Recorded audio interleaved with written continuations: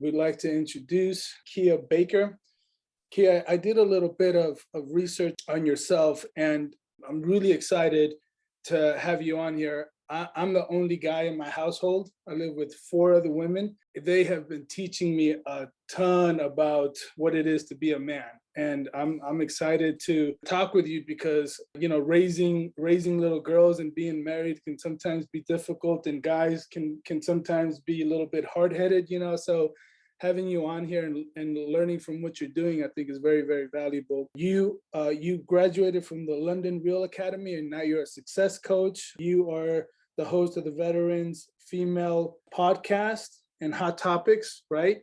Mm-hmm. Navy vet. And one of the cool things that you do also is you help a lot of veterans with transitional housing. They're experiencing homelessness and all of that. And I think you go in there and you do a lot of things to help out with getting them into housing, which I think is amazing. I worked in that field for just a little bit, and it's no easy job. So thank you for doing all that you do. And with that, the floor is all yours.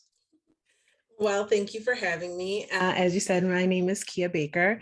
I'm the host of the Female Veterans Podcast. I also have another show called Hot Topics Live. I am a success coach, which is essentially a performance coach. I specialize in mindset, and I do work with London Real Academy. You may or may not have heard of it. You can find it on YouTube, the show London Real with Brian Rose.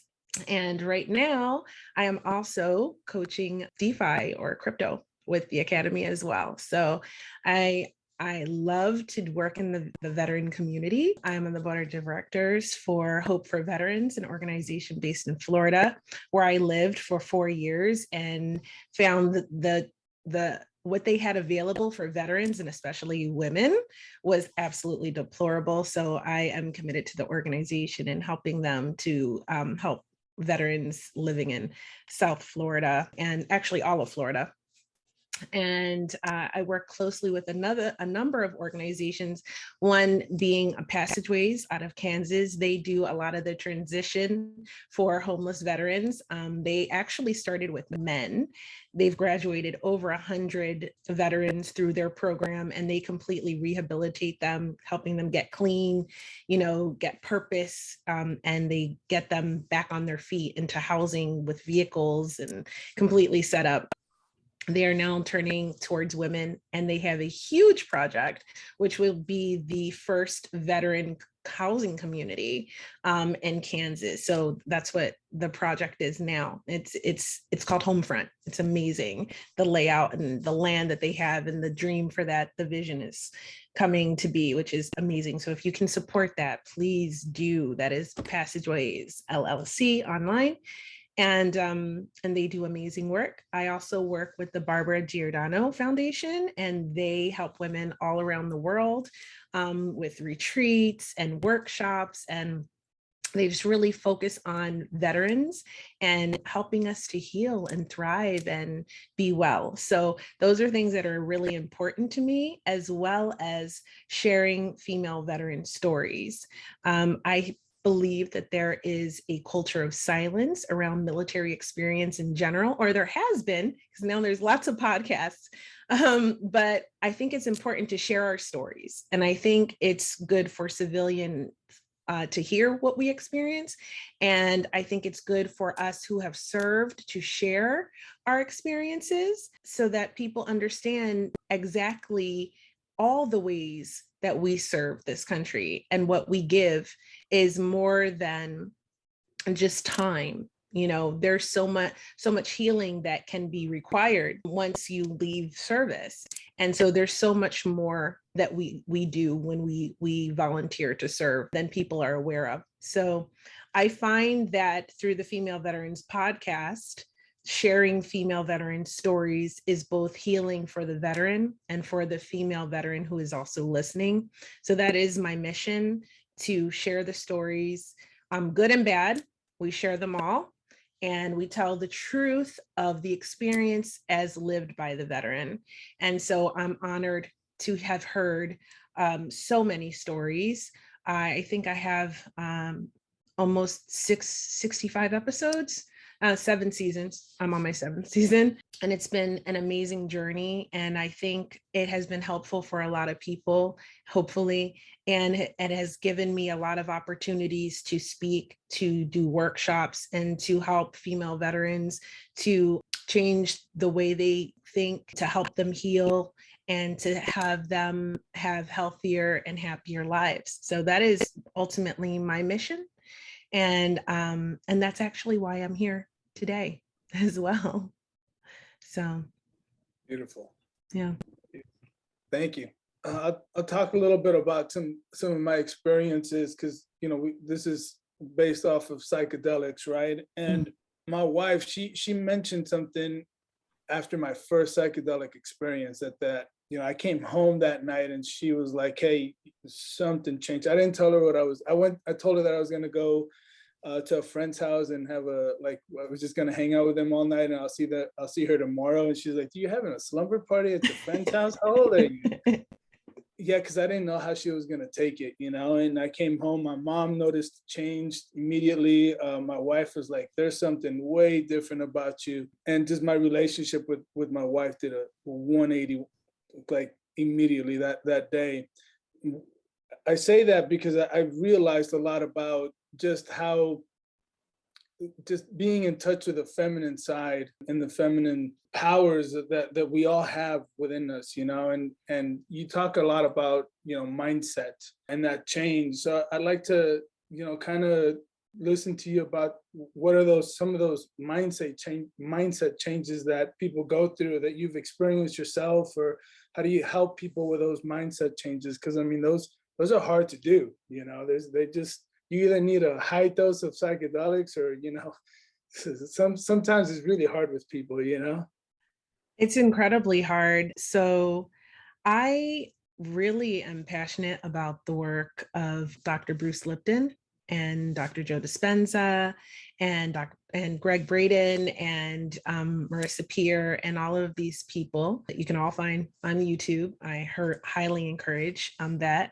I am also very passionate about the work of both Terrence and Dennis McKenna. Dennis is a friend of London Real. I actually had the privilege of meeting him in 2019 at the Reconnect movie premiere with it's actually my client, because I am contracted to London Real.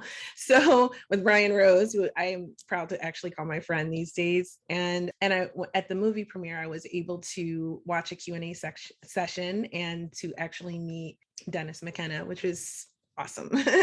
And as you said, without psychedelics, changing your mindset is really a lot harder. And the problem that I find is that many of us have a lot of negative programming. And so you see movies like The Matrix, and you see all of this talk about collective shifts and changes. And we begin to realize the reality and the science is that from the time that we're born to about 12 years old, we are being programmed. We're taught by our parents how to behave, what to do, what the proper routine is, and we're witnessing.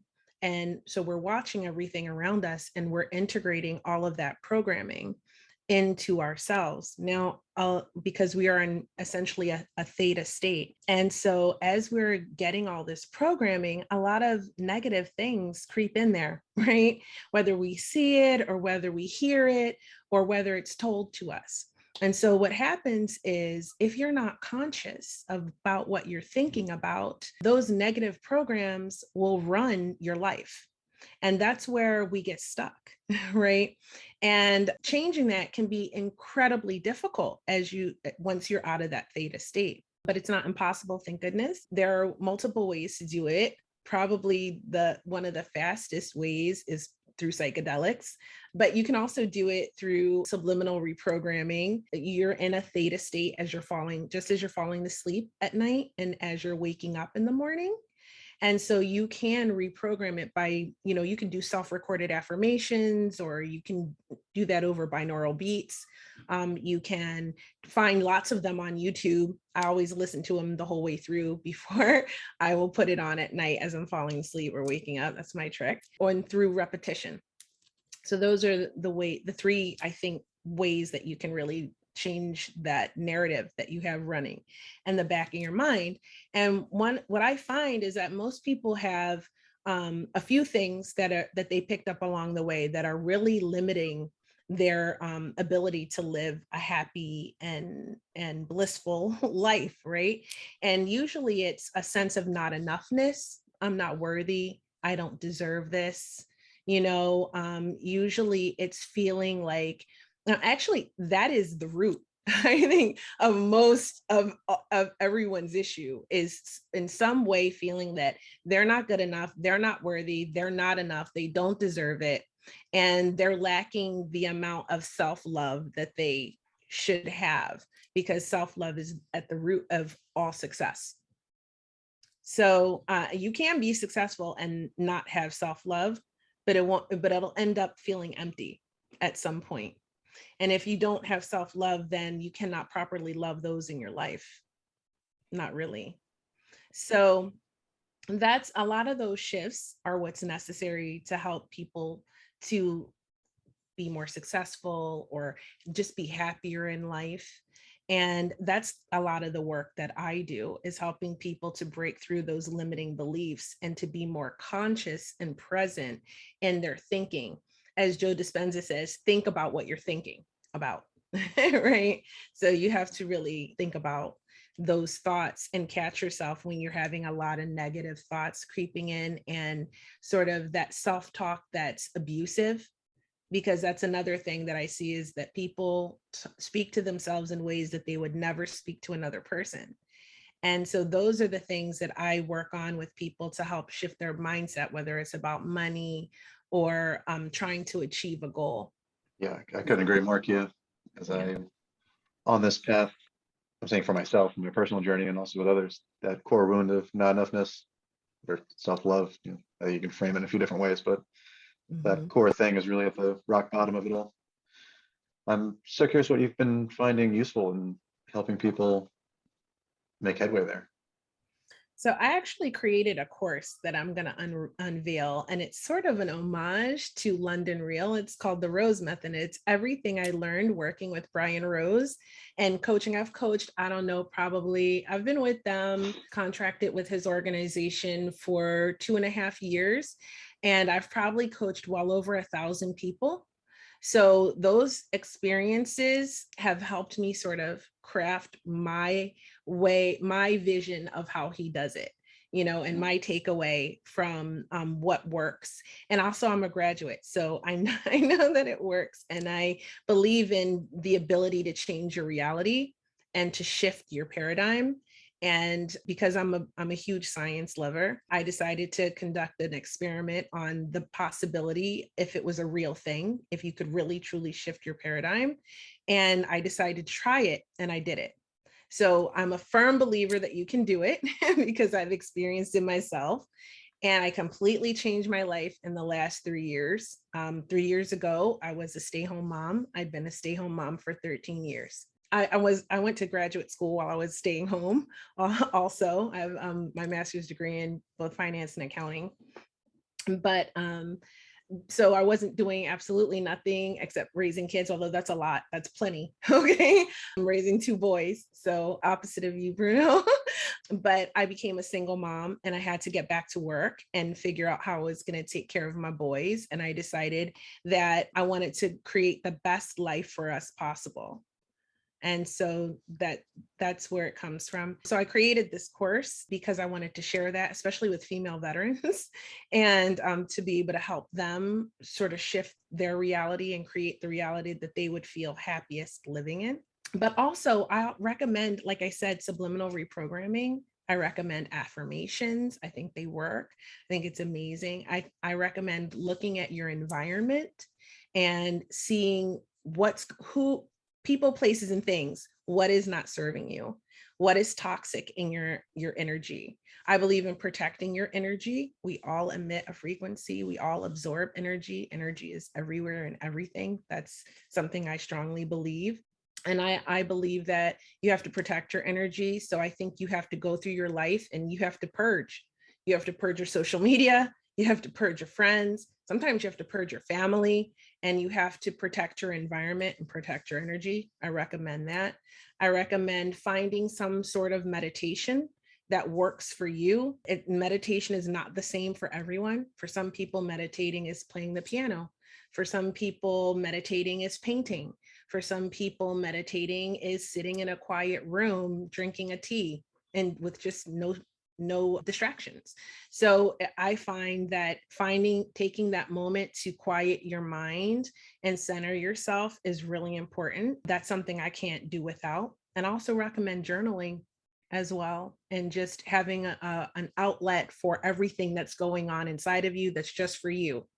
And those are the things that seem to work for people that coach with me privately.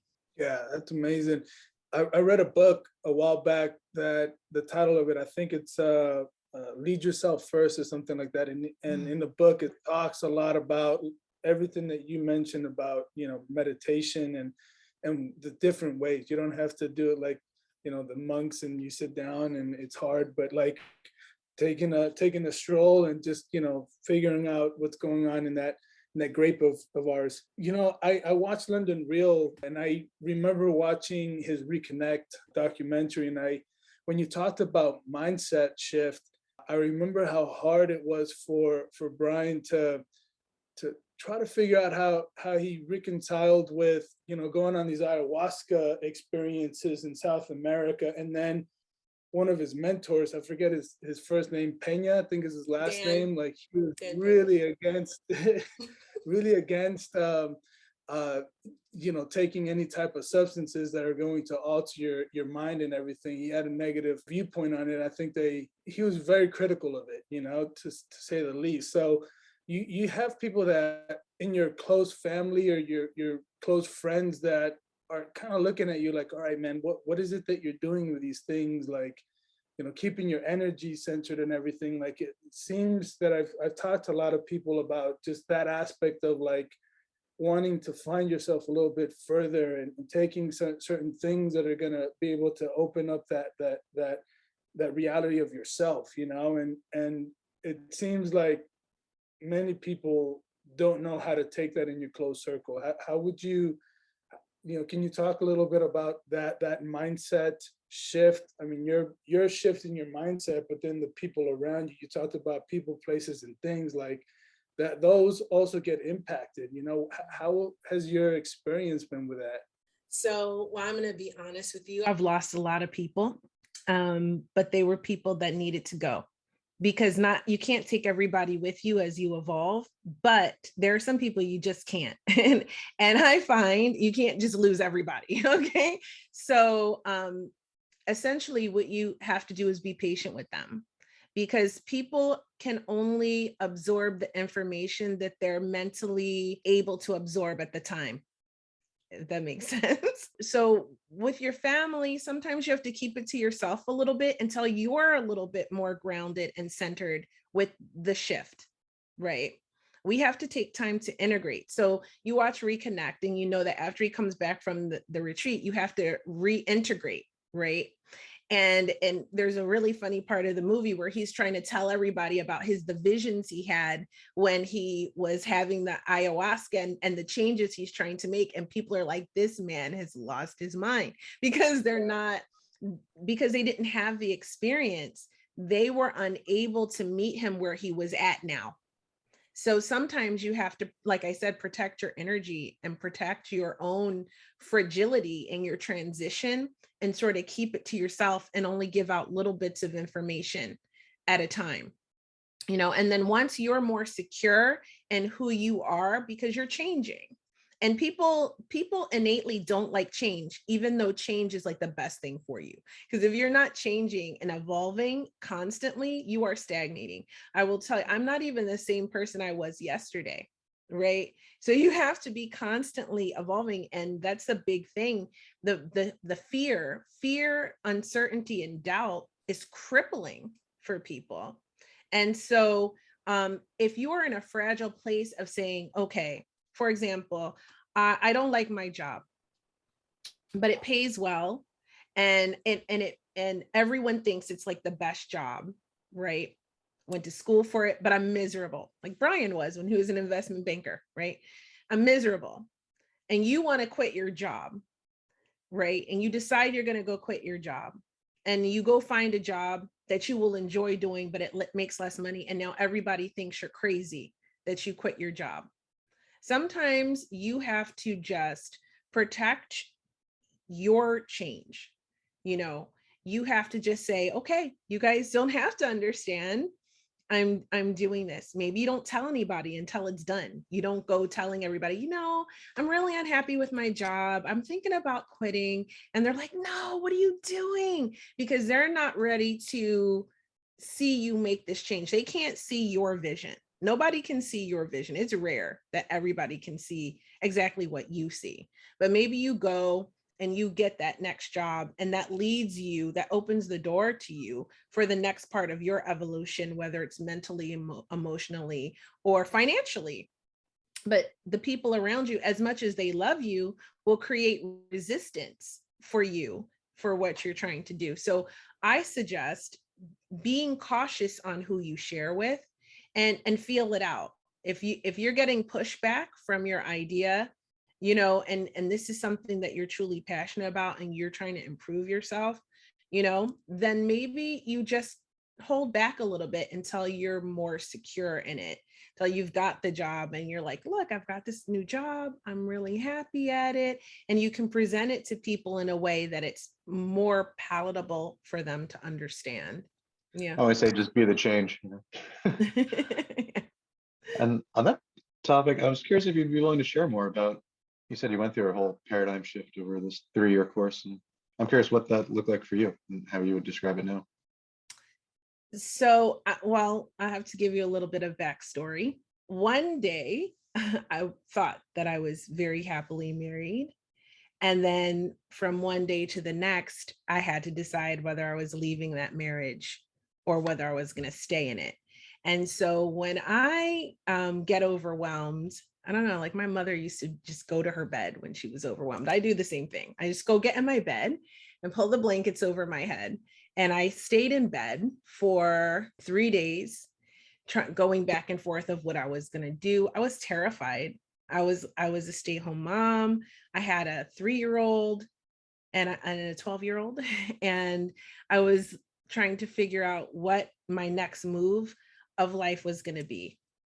And because I felt like what happened was enough for me to decide that for my family, it would be better if my boys and I were on our own.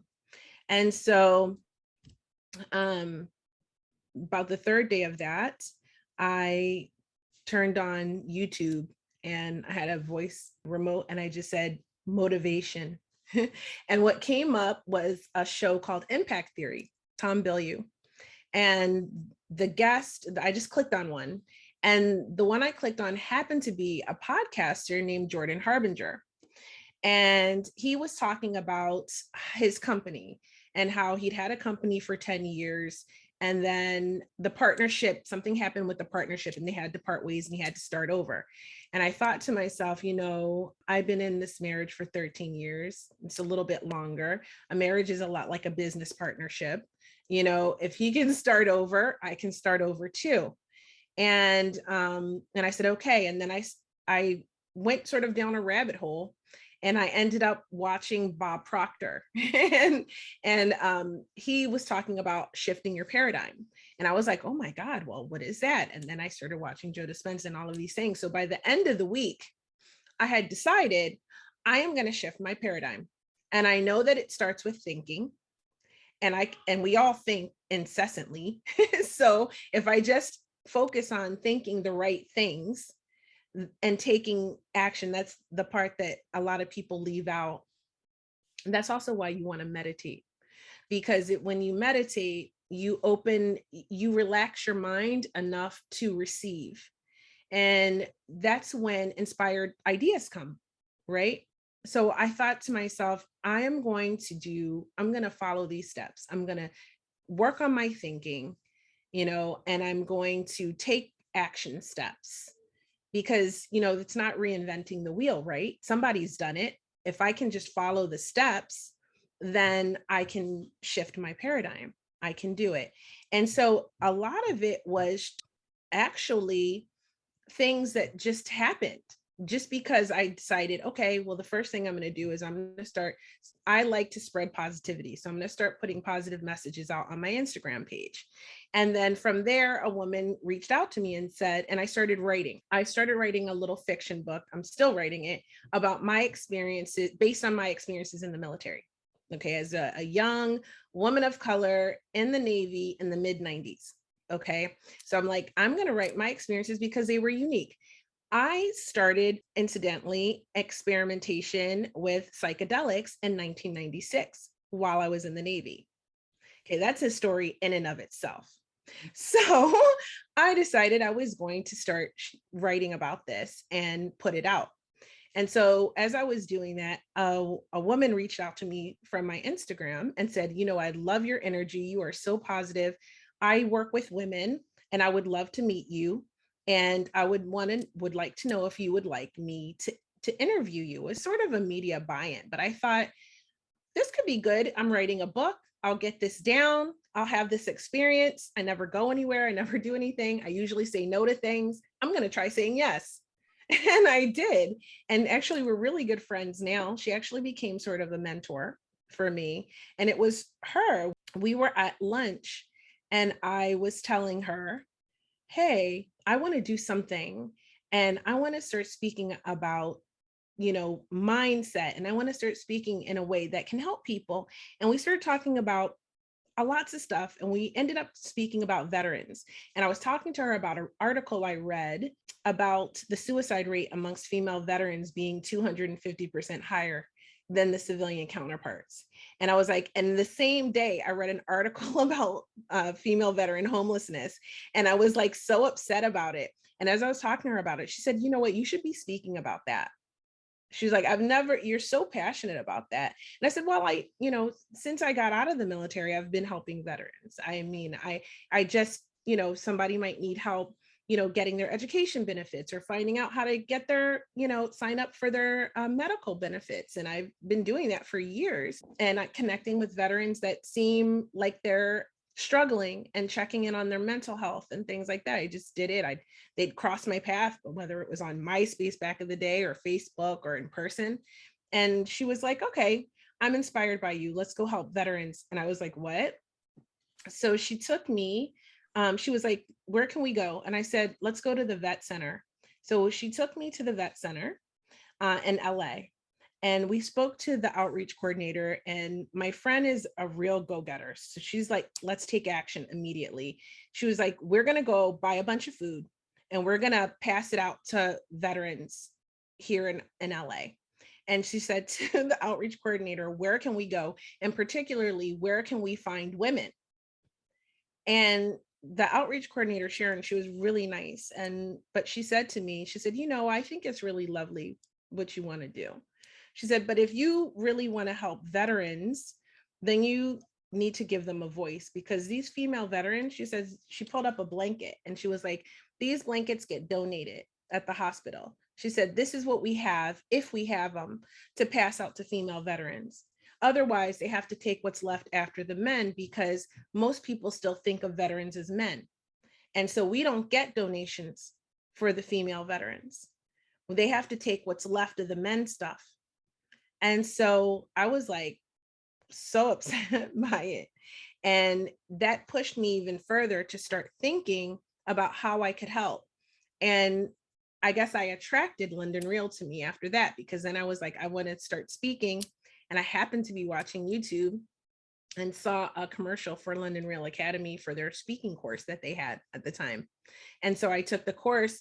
And then when I was almost done with that course, I said, well, how I need to, get my name out there so people will let me come speak. And so I said, how am I going to do that? And then I happened to be like, oh, they have a podcasting course here too. So I'm going to take that.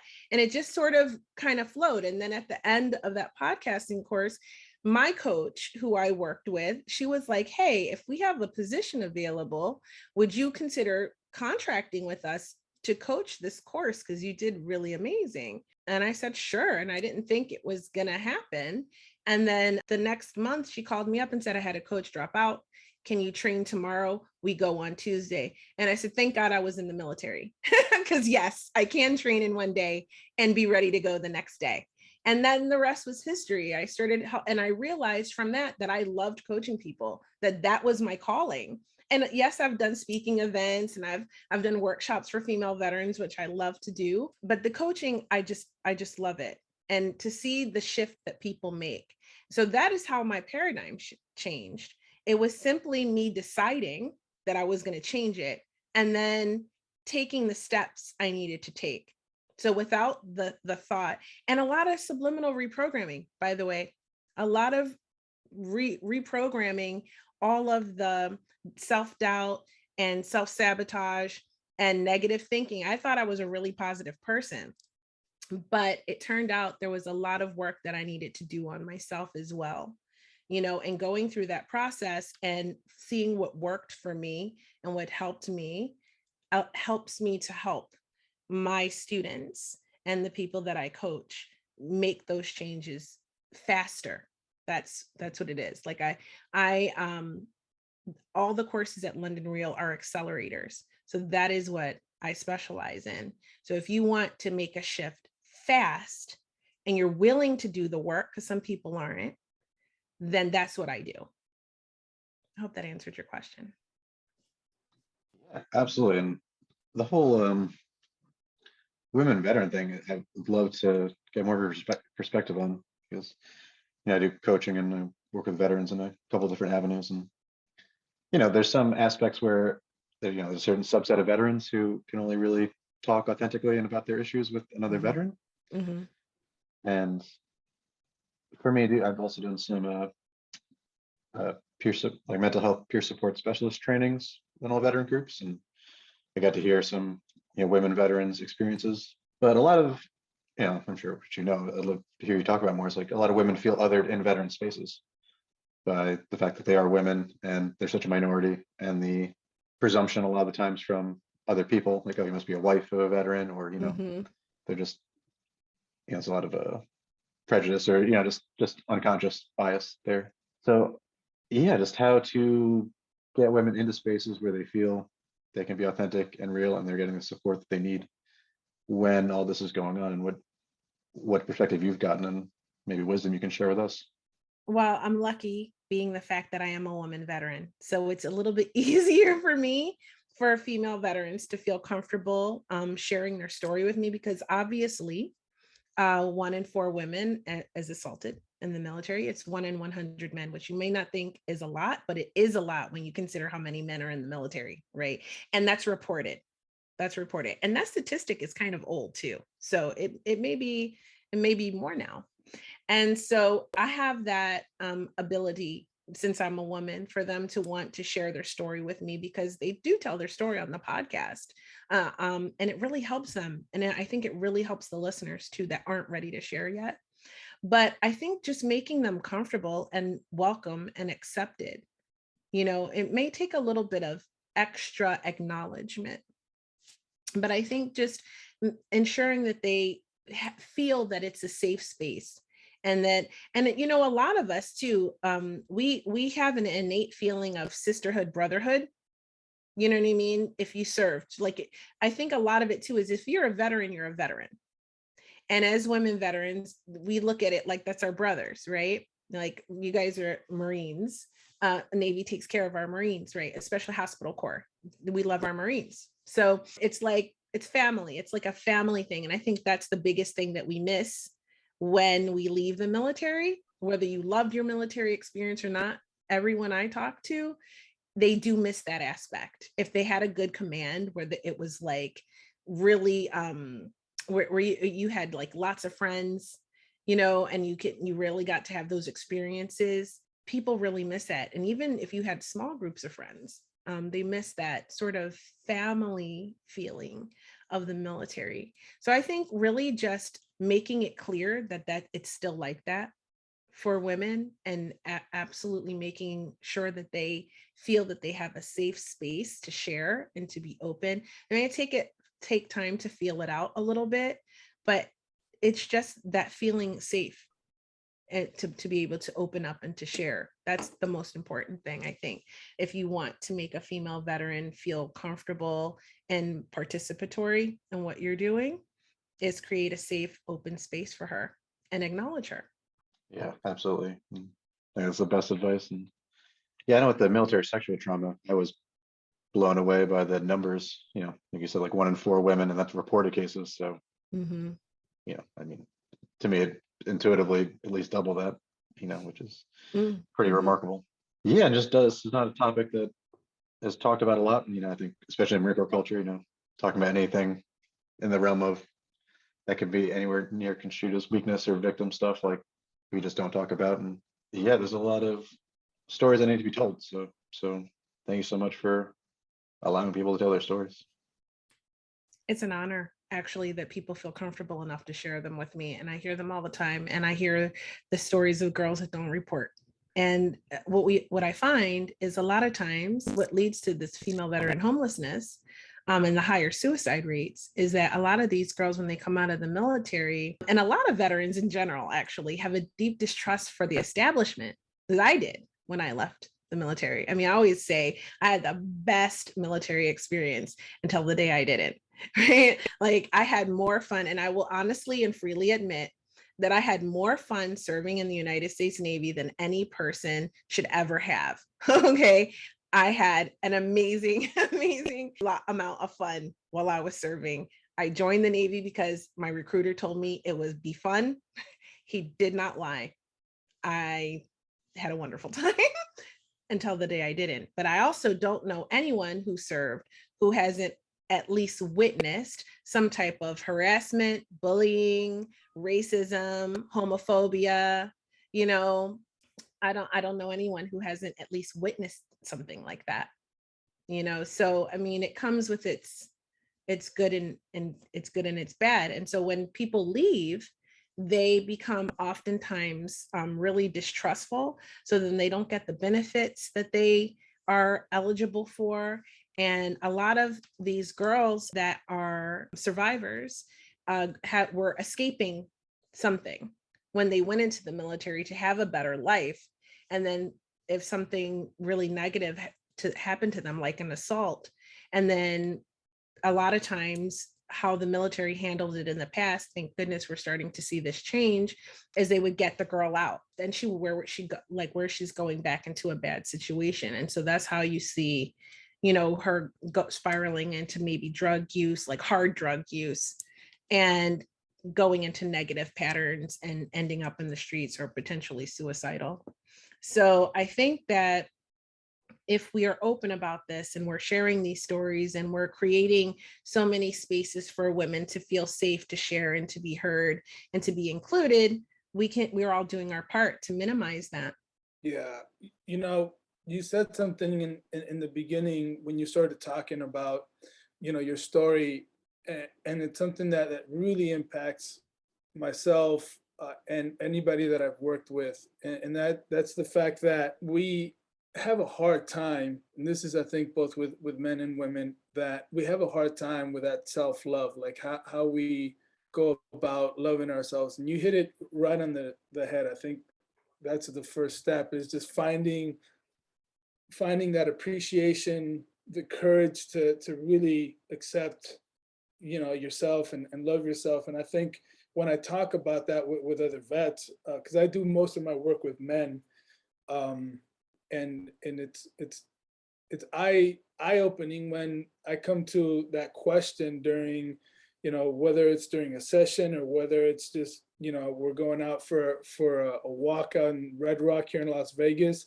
and I turn to them and I say, "Hey man, do you love yourself?" And usually it's like I get this kind of weird look back. I ask this to my kids, my wife, and sometimes it's hard for them to get there and to like really look at that and look introspectively, and find that self-appreciation and that full acceptance of your being and everything. I think that's one of the key aspects of our work.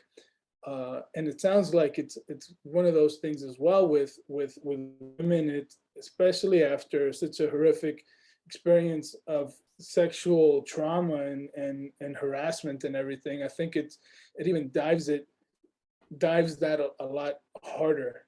What do you think as men, how can we support that aspect of it? How can we, not to say that we're the ones, that are going to help lead women, nothing like that, but in the supportive role, how do you think, and you talked a little bit about this, but, helping our sisters find that ability to be able to be comfortable and courageous, and as men, how can we help, that self-love? How can we encourage that? Okay, so I applaud your work with men, and at London Real, I mostly work with men these days, and so I'm finding that really interesting. And the answer to your question is listening. So the dynamic between men and women is really biological. It's about hormones, really. It's about estrogen and testosterone.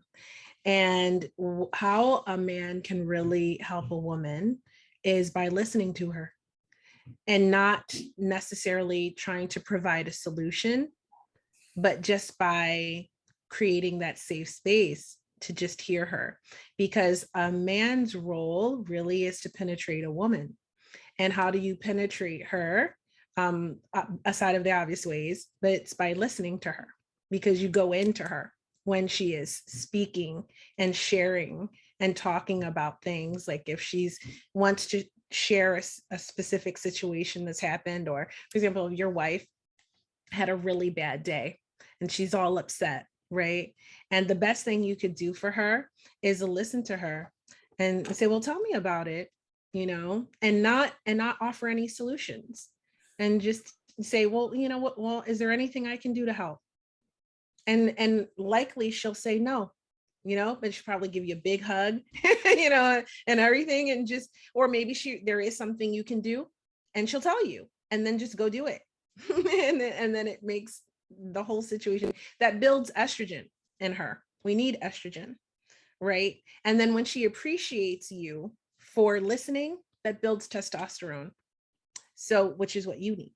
So that's a beautiful cycle of giving and receiving between men and women. And we can do that with our friends as well. So if you have female veterans you want to work with, listen, give them a space to share, and then listen, and then ask them, well, do you need anything? Can I help you with anything? And if she's like, no, that's good. That's basically it. And then the encouragement, just like you do with the guys. I love that. Do you love yourself? Do you love yourself? And most people pause before they answer that question, male or female. It's the same thing, because I do a lot of coaching with female veterans, but I also coach a lot with men at London Real Academy, both men and women, but mostly men these days with the DeFi course. And there's a lot of mindset issues that go along with investing and stuff like that. So, but it all comes down to self-love and self-worth, and with the choices that you're going to make. So I think with men, it's largely the same thing, with balancing that masculine and feminine energy that's within us all. The same thing with women, and finding that self-love and that self-talk, and how we're talking to ourselves and how we view ourselves, and finding the good within ourselves, and starting there, finding one thing that you love about yourself, and then building on it from there. That's amazing. I had an experience in Colombia. I'm in a 3-year program that teaches psychedelic therapy, and we travel around the world and sit with indigenous tribes. And this last experience that I had, we did a one-night ceremony, and I realized, I had this epiphany, these nuggets that you get, where my relationship with women, I grew up in a household where my dad, I'm from Mexico, so my dad was very machista. I grew up in a house where it was my mom, he was married to her, and my dad's mistress, essentially, so that's how I grew up. And it just, having that as the foundation was very difficult, just as a husband and a father of two girls. I've been learning, but the experience that I had in Colombia was, I realized that my heart is feminine, and for me personally, I'm talking about personally, it was developed in a womb of my mom, and just having that realization opened my ability to have a relationship with myself, with the feminine side of myself, but also with my other, with my family, with my wife specifically, with my daughters, and I think that's really important that you say that you just have to sit down and listen to people, because it's been a shift. My wife's a trauma nurse. She'll come home from a very rough day at work. There's often a lot of death involved and stuff in her job, so because I'm a social worker, I want to, hey, how's that making you feel? And then as a husband and as a guy, like, I want to provide her like resources and like, hey, this is what you got to do. And oftentimes she's like, you just need to shut up. I just want to vent. Just drink your coffee in the morning, let me talk, and then I'm going to go to sleep. And having that shift and that understanding also within myself, and that feminine aspect within me, I think has really had that paradigm shift in our relationship. So I think I love that you said that. For everybody else, we are gonna we want to save some time for questions. So if you have any questions, we'll give you an opportunity to ask Kia any questions in the last 20, 30 minutes of the podcast. Thanks for sharing that, Kia, because I think men need to listen to that a lot more, of just listening. Just be quiet and listen. We talk about that a lot in my job. Is whenever we share, we call it the huddle. Whenever we share, it's like, make sure you ask if people want feedback. People don't want to hear stuff of how you're going to fix their life. They just want to be heard, So that's really important. Thanks for sharing that. My pleasure. My pleasure. I think a lot of times also people get stuck in certain lines of thinking, and certain negative patterns of thinking. And I think, at least from my personal experience, that is where, like, if you combine the things that I spoke about earlier with microdosing, you can get yourself unstuck, and you can really more rapidly shift your paradigm. I think it's really useful and important to note, since we are here at Portland Psychedelic Society, to bring up that the usefulness of microdosing and the usefulness of having full-on psychedelic experiences to help you on your journey of shifting your paradigm, and if you follow the techniques that are out here and the strategies in order to do that. From my own personal experiences, I know that having the use of psychedelics changed my life even years before, without me actually even realizing how beneficial it was. I learned really quickly, or it would be. And I think that for a lot of people, that suffer with really stuck, limited thinking, the use of microdosing can be so super beneficial to help that unstick that rigid thinking. And so I think used in addition to subliminal reprogramming, for example, if you are microdosing, you're having like a nice tranquil experience, and you put on some binaural beats, or you put on a subliminal reprogramming while you're having your experience, then I think that it can really help unlock sort of chambers of your mind and really get you reset and able to move forward in a really positive and productive way. So I want to just make sure I add that, because I think it's really important to note, because I'm always about accelerating your results. Marissa Peer teaches about rapid transformational therapy through sort of like hypnosis. I have a friend who, for my live stream podcast show, I live stream to Facebook and YouTube. It's called Hot Topics Live. I do that on Thursdays. And I talk to people all around the globe that do cool stuff. One of my friends who comes on the show, Sarah, she does this technique. And I think it's really important to note how beneficial, and I always say to her, you know how much more helpful microdosing psilocybin would be for your therapy sessions. I always tease her about it, but it's actually really true. And I think that, you know, it's something that could be integrated into a program that could help people really, really quickly, you know, because it does help creativity. It does help, you know, productivity. But if you also want to shift your paradigm and you want to do it quickly, those limiting beliefs can be really hard to get through. So coupling microdosing with the subliminal reprogramming, even if you're not sleeping at night, because of the repetition also works, would be a wonderful way to help you move through those blocks and shift your way of thinking and to move into a better reality for yourself. I think that's incredibly important. Microdosing. I've microdosed not as often now, just because I think I've gotten to a point where I'm fairly good at in my mindset. You know, I've worked to change it quite drastically over the last couple of years. So, you know, I do take that moment where I'm like, all right, if I'm gonna microdose today, it needs to be needs to be intentional, and I can't abuse this stuff. But in the beginning, I understood the power of being able to microdose. But more than that, it's like you said, being very intentional with doing it. Like, what are you going to challenge yourself while you're doing it? You know, what are you doing to is it just to kind of help you out throughout the day? That's fine. But, you know, also being more intentional with the intent that you want long term.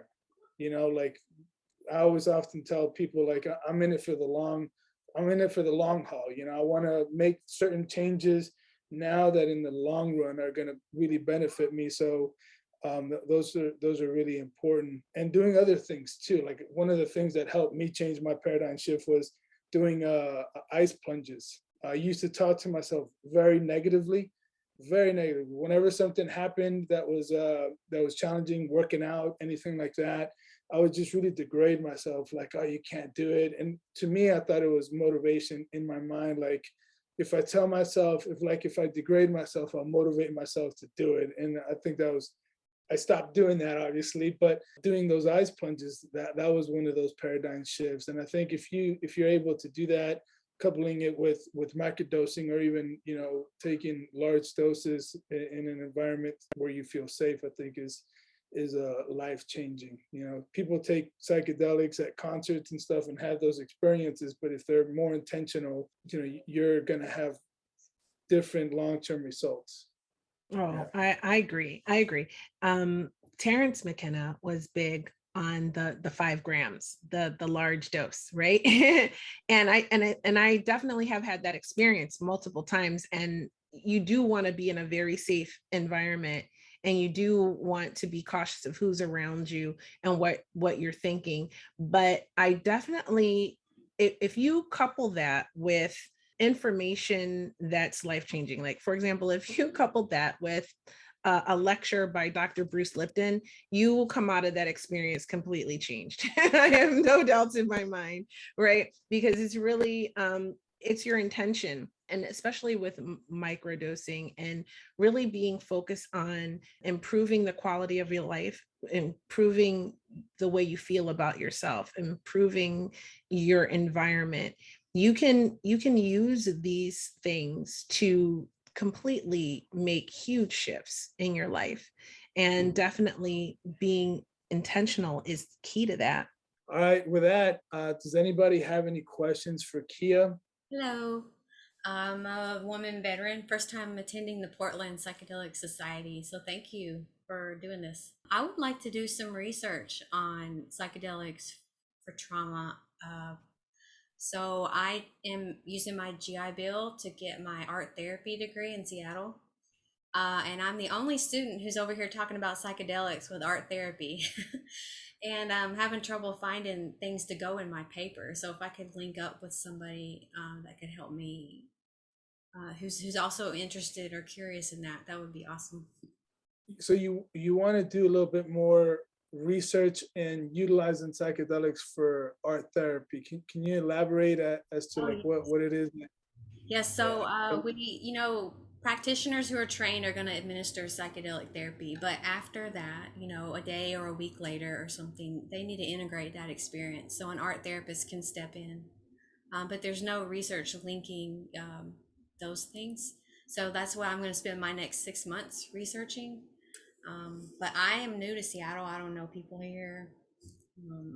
Yeah, so I'm just want to know how to get linked in with others who know these types of studies and who are doing these studies.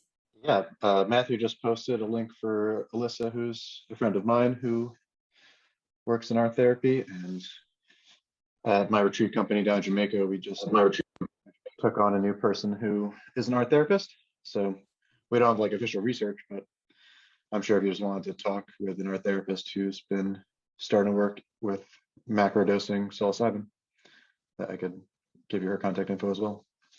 And thank you, Kia, for asking women to tell their story. Narrative therapy is what I want to focus on. So that's awesome. That's so important. I agree. And as a female veteran, if you'd like to share your story, go to the femaleveteranspodcast.com and click learn more. And there's a space for you to email me. I served in the Vietnam War as an infantryman, and I never saw a woman for a year. When I was there, when I did see women over here, it wasn't the military. It's probably like a nurse or something like that. And I work with veterans now to help them get into really good careers. And it's really been for me, very edifying to see so many women. It's not still maybe not enough. It's only 15%, I think, of the total is women, but it's really great to hear your story, your perspective, and clearly how much women add to the military now that they are represented in larger numbers. And so thank you. That was informative. One of the things I'm really interested in is in macrodosing as a way, and I love the, going into it with intentionality. I have sort of an intention of making a little bit more permanent what I have just had just brief glimpses of myself as sort of a pure consciousness, that doesn't have like all this baggage and all this shit around him that he's invented, right? I mean, that's kind of at the root of what a lot of us have done is our story is a story we've made up, and we get led by it. And ultimately, I've had these amazing spiritual experiences where I sort of like that dropped for just a moment, and I was just a consciousness that was like, interacting with another consciousness, right? Completely devoid of all of the layers that we kind of create for ourselves and for others. And I have a feeling that macrodosing would sort of like make that slightly more permanent. I don't know, but I'd be really interested to know if any of you have had that macrodosing experience, and if my hopes and expectations are realistic for how that would go. In my experience, if I can take that on, in my experience, it does really help. And I think that, but there's more required for it to be permanent, right? There's more work. You can't rely just on the plant medicine to completely shift that for you. It will get you started. It will help build on that. But I think that there's more work that has to be done to reinforce it and sort of integrate it into your life so that it's consistent.